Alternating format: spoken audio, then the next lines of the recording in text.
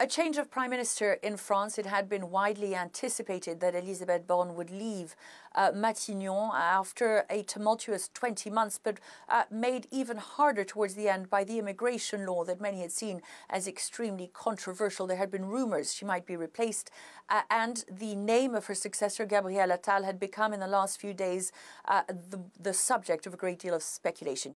غابرييل Attal becomes the youngest French prime minister in the history of the French Republic, so since 1958, also the first openly gay politician to hold the post of prime minister here in France.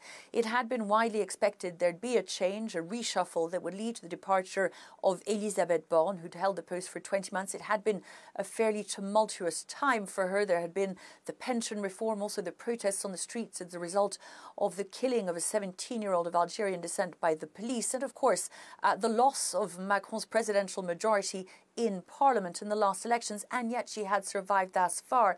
It's understood that it was the immigration law introduced at the end of last year that may have put her in the most difficulty, and it's when the rumours had begun that she might in the end be sacrificed in the favour of a new prime minister. غابرييل Attal then takes over. He's considered fairly controversial even within government ranks. It is said that his nomination was subject to delay as a result of opposition from several of the cabinet's biggest hitters. He's now set to announce his new cabinet looking ahead to the next few months. A difficult time, it's expected, say those who watch French politics closely, with European elections that are likely to test the French government and the presidency of Emmanuel Macron.